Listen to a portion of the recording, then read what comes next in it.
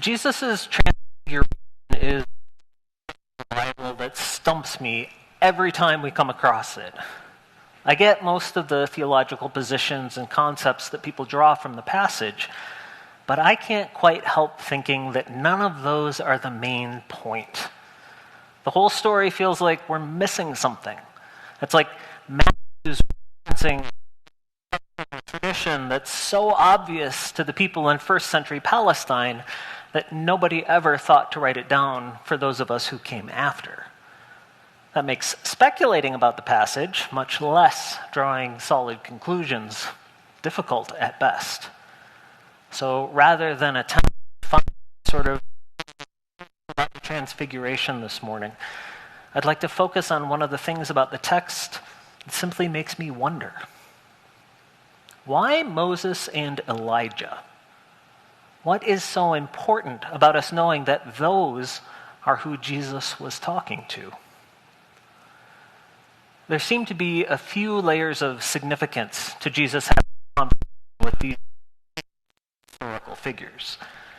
As the person who led the Hebrew people from captivity in Egypt to their promised land, Moses is clearly a major figure in Israel's history. He's described as being God's friend and is the only person, apart from Adam and Eve, to have physically seen God and lived. As one of Israel's most important prophets during the Elijah isn't exactly a lightweight either. A clear voice of truth and loyalty to God, apocalyptic tradition from Jesus' time held that Elijah would return to prepare Israel for the coming deliverance of God's anointed one. That would be possible because the Bible actually died, having been physically carried away to the heavenly realm in a flaming chariot instead. So, if you want to give some weight and authority to Jesus within Jewish culture at that time, Moses and Elijah are a pretty good place to start. The mightiest authority of the one still coming to prepare the way of the Lord meet in the present through Jesus. Beyond their importance in a historical context, or the fact that both Moses and Elijah were said to have spoken directly to God while on the mountain, representatives for two of the three commonly recognized divisions within the Hebrew Bible. Moses is said to be the author of the Torah, also known as the Law or the Pentateuch. As the first 5 books of the Hebrew Bible, Torah contains and most sacred traditions of the Jewish people. We don't know if Elijah ever penned any written works, but he would clearly stand in the place of the prophets, the books that continually call Israel and us into right relationship with God through reconciliation with those around us. With those two portions of the Hebrew Bible present, that would leave Jesus as the writings, a collection containing Israel's formal history, along with a variety of books like Job, Proverbs, Ecclesiastes. I'm guessing that Matthew is playing with both the royal and wisdom aspect of the writings, leaving us with the law, the king of wisdom, and the prophets in conversation on top of a mountain. I think this is the main point earlier. I'm really not sure what the main point here is, but that's the thing that strikes me most today, this conversational aspect of the scene. It's easy to approach the Bible as historical documentation and or the source of all the rules God wants us to follow. Despite the common ways of reading it, that isn't necessarily the reason the Bible exists. It's unlikely that it was ever supposed to be a factual record of what was. That type of literal thinking was largely foreign to most ancient forms of writing. Nor is it supposed to be a combination of the rules we follow if we want to go to heaven.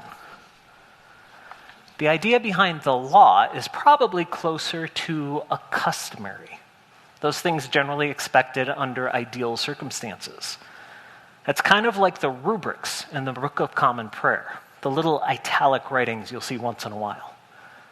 Rubrics contain both suggestions and expectations. If you turn to page 55, you'll notice that we may open our Sunday Eucharist with a song. Singing or not, the service technically begins when I say the opening sentences. However, the book is explicit that people are standing as I offer the first words of the service. But that doesn't mean you're somehow rebellious or even remain seated. You likely have perfectly good reasons for doing so. The instructions to stand simply indicate the way that the authors envisioned a model service proceeding. Is it good to stand? Sure. That's what the liturgists wanted to see during an ideal service. Are you going to go to hell if you stand? It's the same with Moses' law. These aren't necessarily a bunch of hard and fast rules that must be perfectly observed under all circumstances. If you want to follow ancient Hebrew customs, observing the law is the best way to do that. But there's supposed to be a reasonableness and a flex that gets in the way of actually doing what's right, or helping someone, or loving your neighbor in real life. The correct thing to do is to break the law and tend to the person. Stepping back a bit, the most helpful way the Bible is happening today in the Transfiguration as a conversation, a dialogue between the past, the present, and the future. It shares stories of how people related to God in ancient times, revealing both their successes and their failures. It tells us standards regarding their approach to religious, legal, and social matters, and what people might do to make things right if they weren't able to live up to those expectations. It offers us dozens of viewpoints and ideas about how any one of us can better develop our relationship with God. But it's a guidebook, not sort of definitive. The Bible might have been canonized in its current form long ago, but that doesn't mean it's supposed to remain static or hide behind glass in some sort of museum display. It lives alongside us as we use its guidance to navigate our own journey. Moses and Elijah taught Jesus the expectations of the past and the ideals of the future meet with the incarnate reality of the present as the law and the prophets interact with kingly wisdom.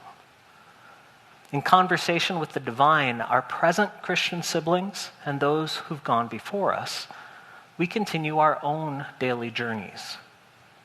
How have people attempted to approach God in what might have been a more ideal way of doing that? Can observing others help us to avoid certain obstacles that might confound us along our journey? These are the kinds of things we can ask the Bible as we progress through life and attempt to draw closer to God. And perhaps in that conversation, we, the church, body of God, might also reveal the brightness of God's glory to those around us. Amen.